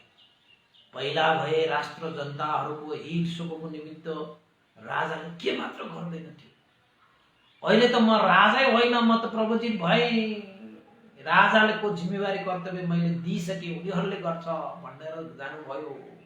लौन फसाद पर्यो। त्यसपछि शिवले देवी त के गर्ने कसो गर्ने, यो उपाय लगाएर पनि भएन भनेर आखिरमा अर्को उपाय लगाउने कोसिस गरे। कर्मचारीहरूलाई बोलाएर भने नगरमा गएर चाहिँ मान्छेहरूलाई लुटेको जस्तो गर्नु, कुटेको जस्तो गर्नु र त्यहाँ जनपदका मान्छेहरू कर्मचारीहरू आएर नगरमा लुटेराहरू, चोरहरू, डाकाहरू, गुन्डाहरू, लुटेराहरू आएर नगरमा त्राही माम बनाइरहेको छ भनेर राजा कहाँ आएर भन्न आउनु भनेर भन्न पठाएछ। शिवले देवीको त्यो उपायले पनि, उपाय अनुसार पनि कर्मचारीहरू गएर नगरमा चाहिँ लुटेको जस्तो, पिटेको जस्तो, डाकाहरू जस्तो, लुटेराहरू जस्तो आएपछि नगरमा त्राहिमाम गराए जस्तो गरेर जनपदका मान्छेहरू कर्मचारीहरू आएर राजा कहाँ आएर त्राहिमाम मारा, त्राहिमाम भन्न आए। शिवले देवीले चाहिँ किन के भयो, नगरमा के भयो भन्न थाले। त्यसपछि भन्न थाले, महाराज नगरमा त लुटेराहरू छिरेको छ, डकैती डाकाहरू छिरेको छ, चोरहरू छिरेको छ, नगरमा त्राहिमाम भइरहेको छ। महाराज जनताहरूलाई सुरक्षा गर्नुहोस्, जनताहरूको सम्पत्तिलाई सुरक्षा गर्नुहोस् भनेर भन्न आएको बेलामा त शिवले देवीलाई त मौका पर्यो। महाराज हेर्नुहोस्, जनताहरू तपाईँलाई पुकारिरहेको छ, जनताहरू त्राहिमाम भइरहेका छन्। लुटेराहरू, डाकाहरू, फताहरू, गुन्डाहरू, चोरहरू आएर नगरमा चाहिँ त्रासहरू फैलाएका छन्, नगरमा डरहरू, त्रासहरू फैलाइरहेका छन्। महाराज देश र जनताको हित सुखको निमित्त भए पनि तपाईँले जनताहरूको र जनताको धन सम्पत्तिको लागि, सुरक्षाको लागि तपाईँले कुनै आज्ञा गर्नु पर्यो, तपाईँले कुनै आदेश दिनु पर्यो, तपाईँले कुनै योजना गराइदिनु पर्यो। त्यस्तो भएपछि राजाले विचार गरे, म बाँचुन्जेल यो राष्ट्रमा चोर, डाका, फता, गुन्डा, लुटेराहरू हुन्छन् भन्ने मलाई पत्यार लाग्दैन, म मान्दैन। किन त भन्दाखेरि मेरो राज्यमा चोरेर खानुपर्ने व्यक्ति नै छैन, मेरो राज्यमा लुटेर खानुपर्ने व्यक्ति नै छैन, मेरो राज्यमा फता गरेर खानुपर्ने व्यक्ति नै छैन। तर आज यो जनपदहरू, यो शिवली देवीले चाहिँ भनिरहेको छ कि नगरमा लुटेराहरू पसे, फटाहरू पसे, गुन्डाहरू पसे, चोरहरू पसे भनेर। जनक महाराजले सोचे यो सम्पूर्ण उपाय मलाई रोक्नको निमित्त यो शिवली देवीले यो गरेको चाहिँ उपाय मात्रै हो, मलाई रोक्नको निमित्त यसले चाहिँ बनाएको योजना मात्रै हो। मेरो राज्यमा कसरी चोर हुन सक्छ, मेरो राज्यमा कसरी डाका हुन सक्छ भनेर मनमा लिएर थाहा पाए, राजाले थाहा पाए। त जनक महाराजले शिवली देवीलाई भने, हे महारानी शिवली देवी, म अब राजा होइन, म राजा रहिन, मैले सम्पूर्ण राज्य त्याग गरिसकेको छु, म त प्रबोधित भइसके। अब मेरो काम, कर्तव्य, जिम्मेवारी भनेको धर्म, कर्म, साधना गरेर ज्ञानको खोजी गर्ने हो। देश र जनताको, तपाईको चाहिँ जनतामा परिआएको ज्यानको सुरक्षा, जनताको चाहिँ धनको सुरक्षा गर्ने अधिकार त अब तपाईमा छ, उपराजमा छ, मन्त्री, अमात्य, पुरोहित, सेनाहरूमा छ। मैले ती सम्पूर्ण अधिकार त दिइसकेको छु, मैले के आदेश दिनुपर्छ, मैले अब के चाहिँ कर्तव्य निभाउनु पर्ने छ, म त्यो सम्पूर्ण कर्तव्यबाट मुक्त भइसके, म त हिमालयतिर जानेछु। त्यो अधिकार त तपाईलाई दिएको छ, तपाईले गर्नुस्।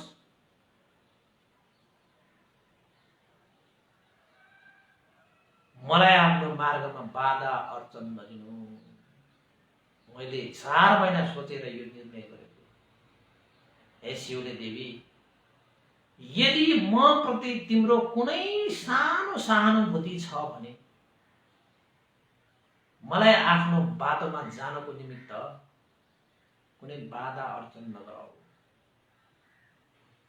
महाजनकको राज्यमा कोही चोर हुन्छ, फता हुन्छ, गुण्डा हुन्छ, लुतेरा हुन्छ भन्ने कुरा म मान्दैन। म जिउँदै छु जबसम्म महाजनक राजा जिउँदै छ भनेर कसैलाई थाहा छ भने त्यो राज्यमा चोर हुनै सक्दैन, डाका हुनै सक्दैन, फता हुनै सक्दैन। त्यसैले हे शिवली देवी, यी विभिन्न कुराहरू मेरो मार्गमा बाधा अर्चन गर्नको निमित्त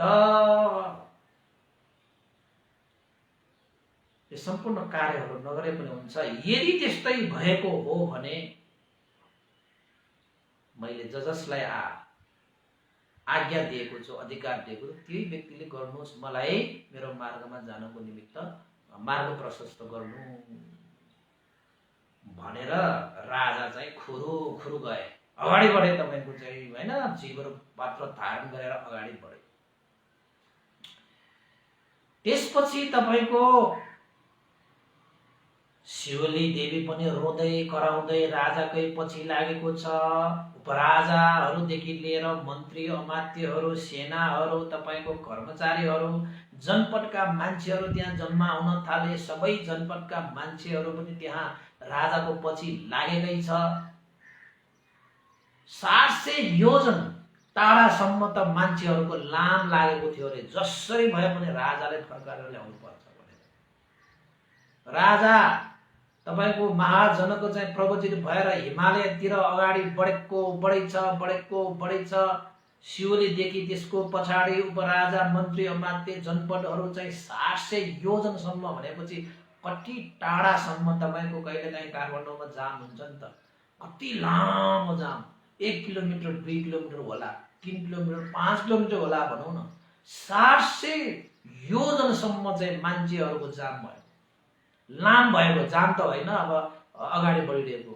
जसरी भए पनि राजालाई फर्काएर ल्याउनको निमित्त सबैले प्रयत्न गर्नको निमित्त लागि परेको। तर जनक महाराज प्रवचित भइसकेपछि फेरि दरबारमा फर्केर आउने कुनै पनि गुन्जाइस थिएन।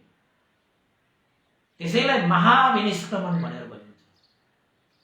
सिद्धार्थ कुमारले मात्र 29 वर्षको उमेरमा बुद्धत्व प्राप्त गर्नको निमित्त महाविनिष्क्रमण गरेको होइन, त्यसरी त्यागेर गएको त्यो जन्ममा मात्र होइन कि, राजा भइकन पनि त्यसरी राजसत्ता सबै धन दौलत, हिरा मोती, ज्वाला पन्ना, परिवार सम्पत्ति, श्रीमती, छोरा, साराका सारा चिजहरू त्यागेर गएको महाजनक राजा भएको बोधिसत्वले पनि त्यसरी त्यागेर गएको थियो।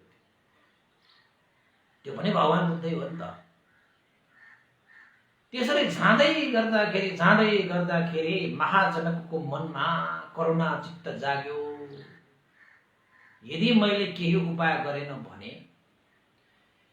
शिवली देवी प्रमुख यो सम्पूर्ण मन्त्री, अमात्य, सेना र जनपदहरूले धेरै दुःख भोग्ने भए।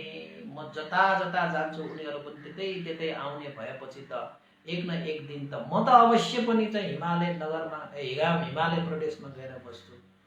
तर यी जनताहरूले धेरै दुःख पाउने भयो, उनीहरूले गरेको इच्छा आकांक्षा पनि पुरा हुने छैन। त्यसैले कुनै न कुनै उपाय लगाउनु पर्यो भनेर एउटा डाँडामा पुगेपछि महाजनको रोकेपछि शिवली देवीदेखि लिएर सारा जनपदका मान्छेहरू खुसी भए। ओहो, पक्कै पनि जनक महाराजको मन फर्केको हुनुपर्छ, रोकियो त। अब अरूलाई लाग्दो त्यस्तो थियो। तर जनक महाराजले त्यहाँका चाहिँ मन्त्री अमात्यलाई भने, हे मन्त्री अमात्यहरू, हे शिवली देवहरू, किन मेरो पछाडि आइरहेका छौ? मेरो बाटोमा किन तिमीहरू चाहिँ यो अवरोध खडा गर्न लागिरहेका छौ? महाजनक अब प्रवचित भइसकेको छ, हिमालय नगरमा हिमालय प्रदेशमा प्रवेश गर्दैछ, फर्किनेवालामा छैन। त्यसैले सबै फर्क, किन दुःख भोगिरहेका छौ, फर्क भनेर भन्दा पनि कसैले मान्नेवालामा छैन। 700 योजनसम्म मान्छेहरू त्यो बाटोमा, कम्ता मान्छे होइन। राजाले महाजनको बोधिसत्वले जति सम्झाए पनि नसम्झिएपछि महाजनकले के भने त भन्दाखेरि, हे मन्त्री अमात्यहरू, यो मिथिला नगरको राजा को हो? भनेर सोधे।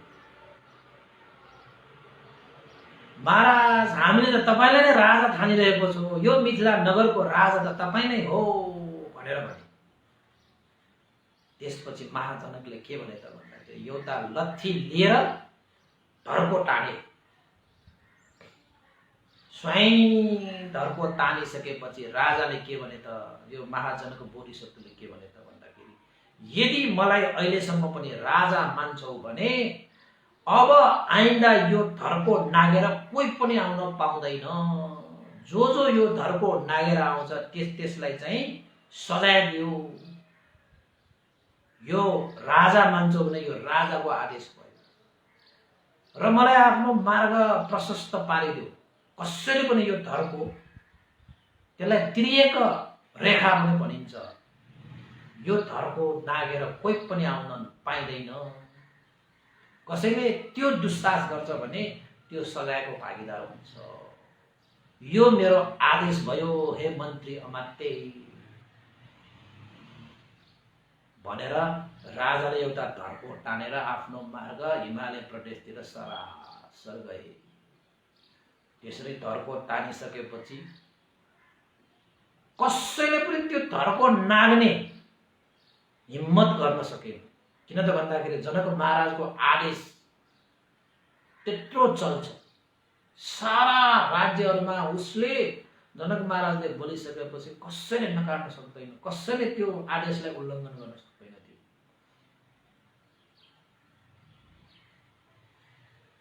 त्यसपछि यहाँसम्म कि शिवली देवीले पनि त्यो रेखालाई नाग्ने आँट गरे। मन्त्री अमात्य उपराजहरूदेखि सेनाहरू त पुरै छाड्नुहोस्, शिवली देवीले सम्म पनि नाग्न नसकिएपछि, नाग्ने हिम्मत गर्न नसकिएपछि अब जाउँ भने पनि कसरी जाने, राजाले आदेश दिएको छ, नजाउँ भने पनि राजालाई फर्काएर ल्याउनु पर्छ। त्यसरी चाहिँ मनमा साह्रै नै चोट परिसकेपछि रानी त्यही बेहोस भएर ढले। शिवली देवी रानी त्यही बेहोस भएर ढले। ल उपासक आजको लागि यति हो। त्यो ढलेपछि के भयो, बोधिसत्व महाजनक के कसरी चाहिँ हिमालयमा प्रवेश गरे, के भयो, कसो कसो भयो, कहाँ कहाँ पुग्यो भन्ने कुरा त अझै बाँकी छ। अझै रमाइला देशनाहरू बाँकी नै छन्। तर आज जनक महाराजको त्यो त्रिएक रेखा भनेर भनिन्छ, त्यो रेखालाई नाग्न नसकिएर सबै मान्छेहरू छटपटिएर आखिरमा सहनै नसकेर शिवली देवी त्यहीँ लडे भन्ने सम्मको देशना मैले यही क्रमशः गरेँ। आज चाहिँ 1.5 घण्टा पनि भइसकेको छ। त्यसैले 1.5 घण्टा मात्रै गर्नु पर्ला। अब त्यहाँबाट पनि अलिकति माथि लग्यो भने चाहिँ देशना फेरि लामो होला हैन। त्यहाँ के भयो, कसो कसो भयो, त्यो रेखामा अब के भयो, ढलेपछि के भयो भन्ने कुरा नि त्यो चाहिँ अब भोलि मात्र देशना गर्नु पर्ला। आजको लागि मैले महाजनक जातक 5औं भाग यही क्रमशः गरेँ। उपासक उपासिकाहरू आज पनि तपाईहरुले चाहिँ शान्त दान्तपूर्वक सुनिदिनु भयो हैन। त्यसको लागि सबैलाई साधुवाद छ, सबैलाई चाहिँ मैत्री कामना पनि छ। र यो देशनालाई लाइक गर्नुहोस्, कमेन्ट गर्नुहोस्, शेयर गर्नुहोस्, जसको कारणले गर्दाखेरि लकडाउनको यो समयमा सबैले चाहिँ सुन्न पाउन्। मन आकुल व्याकुल भइरहेको यो समयमा धर्म चेतना वृद्धि गरेर मनलाई शीतल शान्त बनाउन सकुन्। त्यसैले पनि हामीले शेयर लाइक कमेन्ट गर्नु आवश्यक छ, जरुरी छ। र तपाई कहाँबाट सुनिरहनु भएको छ त्यो पनि नाम ठेगाना सब लेखेर ल्याउँदाखेरि पनि राम्रो नै हुन्छ हैन। अब कमेन्ट गरेर चाहिँ वन्दना मात्र गर्ने हैन, त्यो पनि अब गर्नेहरू थुप्रै छन्।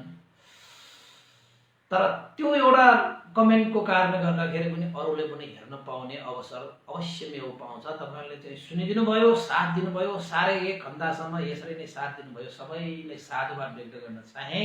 र अन्तमा अब पुण्यानुमान गर्नु पर्ने बेला भएको छ। यो पुण्यको प्रभावले अब विशेषतः हाम्रा गुरुवर ज्ञानपूर्ण महाशिविर भन्ते लगायत स्यादो उपनिता भिवंश लगायत सम्पूर्ण गुरुजनहरू, तपाईलाई इष्ट मित्र ज्ञाति बन्धु जति पनि बितेर जानुभएका उहाँहरूलाई पनि र देवताहरू मनुष्यहरू सत्व प्राणीहरूको लागि पनि र संसारभरि चाहिँ कोरोनाबाट बितेर जानुभएकाहरूलाई पनि है, विशेषतः अब संसारमा कोरोना लागिरहेका व्यक्तिहरूको लागि पनि रोग शान्त भएर जाउन् र सुरक्षित व्यक्तिहरूको लागि कोरोनाले कहिले नछोउन् भनेर पनि हामीले यो पुण्य अनुमोदन गरौँ। र एउटा कुरा सजग सतर्क र संयम र धैर्य गरेर मनोबल वृद्धि गरेर बस्न सकियो भने कोरोनाबाट पनि हामी सुरक्षित हुन सक्छौँ वासुदेववासिकाहरू भन्दै पुण्य अनुमोदन गरौँ। भवतु सर्वमङ्गलम्। इदं नो ज्ञातिनं होतु सुखिता हन्तु ज्ञातयो। इदं नो ज्ञातिनं होतु सुखिता हन्तु ज्ञातयो। इदं नो ज्ञातिनं होतु सुखिता हन्तु ज्ञातयो। एतावता सम्मेहि सम्पदं पुण्यसम्पदं सर्वे देवानुमोदन्तु सर्वसम्पत्तिसिद्धिया। एतावता सम्मेहि सम्पदं पुण्यसम्पदं सर्वे सत्तानुमोदन्तु सर्वसम्पत्तिसिद्धिया।